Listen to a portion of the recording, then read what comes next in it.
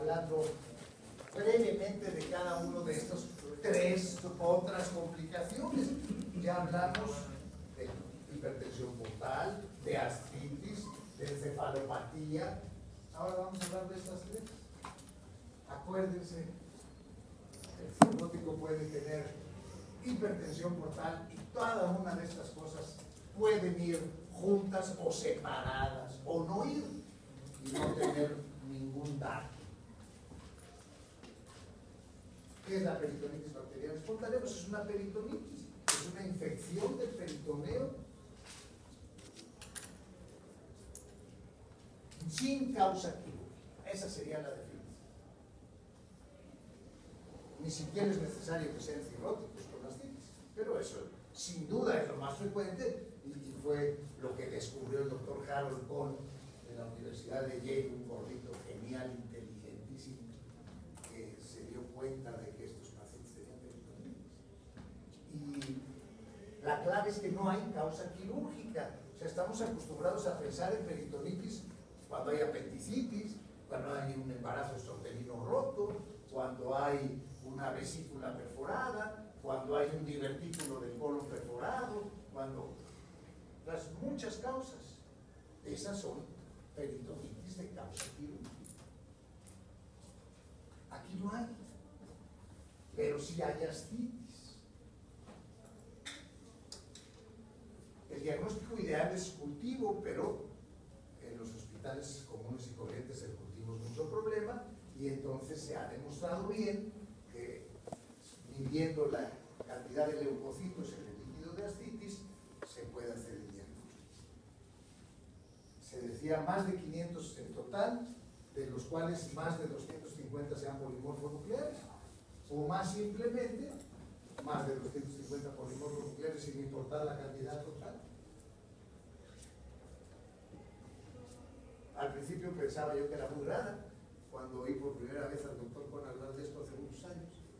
Pero después se demostró que si yo puncionaba a todos los pacientes cirróticos que llegaran con ascitis al hospital, me iba a encontrar un grupo importante, 20 a 25%, con infección peritoneal, aunque no tuvieran el cuadro clínico que uno tiene en el cerebro asociado con la peritonitis. Entonces, el enfermo cirrótico con insuficiencia hepática, con hipertensión portal y con ascitis, tiene de 20 a 25% de probabilidad de tener peritonitis. Y todavía es más frecuente si además es alcohólico, porque como les dije antes, el alcohólico tiene una cierta cantidad de inmunodepresión, de inmunodeficiencia. Entonces, crecen más las bacterias del intestino en la hipertensión portal, se van más, se saltan la barrera intestinal y entran a la sangre y de la sangre llegan al líquido de ascitis. Si la respuesta es nula, si al cuerpo no le importa que haya bacterias, hay menos peritonitis, se llama bacterascitis.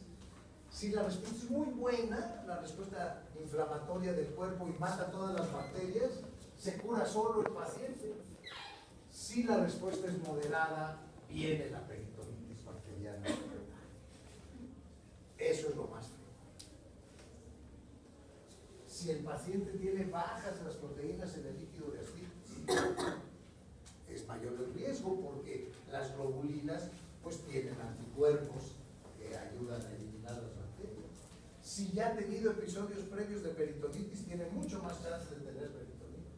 Si está ictérico, si tiene hemorragia por varices, si está desnutrido, tal vez por eso es más frecuente en los alcohólicos, porque es más frecuente que los alcohólicos estén desnutridos. Y si se usan inhibidores de bomba de protones, que desgraciadamente en nuestros hospitales, toda persona que cruza los umbrales del hospital recibe un inhibidor de bomba de protones. No hay manera de convencer a los médicos que como todo medicamento se debe dar si está indicado.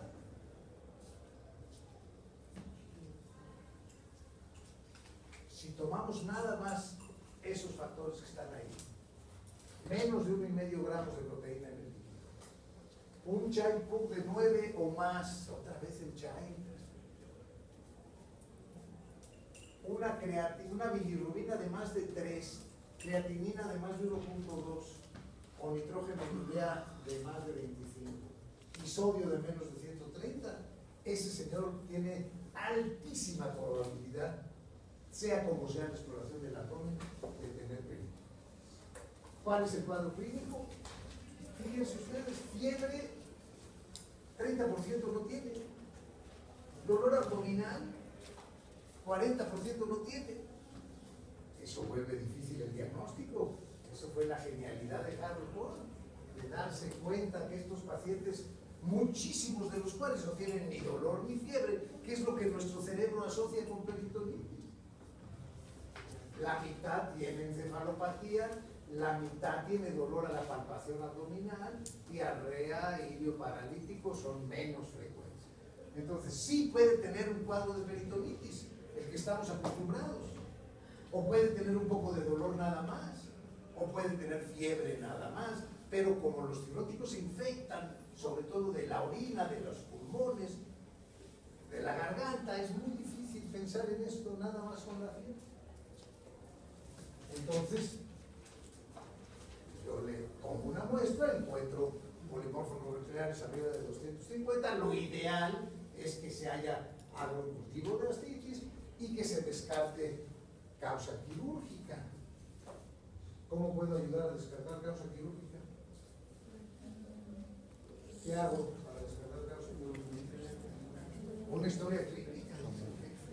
Muy bien, eso es muy importante, claro que sí. ¿Qué más? Una buena exploración, que es parte de la historia clínica. ¿Qué más? Bueno, habrá riesgos, pero sin duda una biometría me va a ayudar. La placa simple del abdomen está bien, pero mejor que la placa simple del abdomen. ¿Qué? No. Una tomografía, eso es el ideal, porque ahí puedo ver el apéndice, puedo ver si hay divertículos, puedo ver los órganos genitales femeninos, puedo ver todos aquellos órganos que pueden causar peritonitis. Por lo tanto, dice ahí, todo paciente en el que se sospecha hay que hacerle una paracentesis que no tiene el menor chiste. Una paracentesis, no hay que poner anestesia. Me cuesta un trabajo convencer a los cirujanos, a los internistas y a los residentes que no pongan anestesia, porque el piquete inicial para poner la gilocaína duele igual que si yo doy un solo piquete y entro directamente al peritoneo.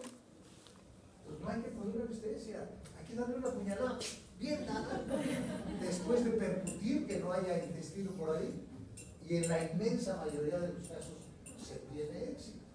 Entonces, si yo tengo alta sospecha, mando pedir los cultivos, si tengo un hospital con todo, y de inmediato le doy antibióticos. Antes de tener ningún resultado, le doy antibióticos. Cefotaxima, que lo hay en todos los hospitales, 2 gramos intravenosos cada 8 horas, de inmediato empiezo con eso. Vale la pena dar albúmina también, para que la cefotaxima dure más tiempo. Si la sospecha es baja, la verdad es que debo hacer exactamente lo mismo. Lo mismo. Y ya luego, si viene la cuenta de polimorfonucleares negativa, el cultivo negativo, bueno, pues le pago adelante.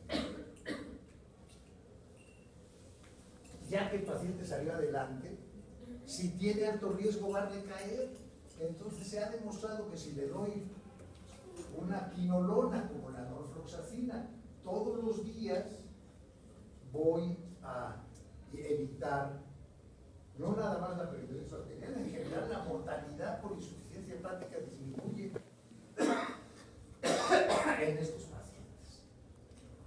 Otra vez los factores de riesgo, vean, la ingenuidad de Nogueira es verdaderamente triste.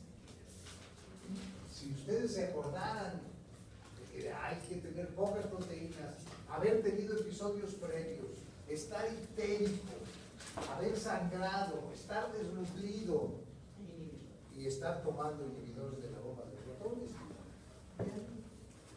si ustedes se acordaran de esos factores, sería mucho más fácil hacer el diagnóstico. Lógicamente, cualquier paciente, CHECK 9 es todavía B, C es de 10 a 15. Sí. ¿Cómo?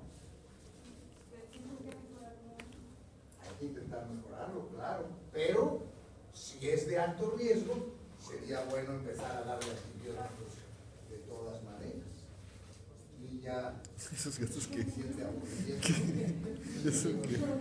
el viernes.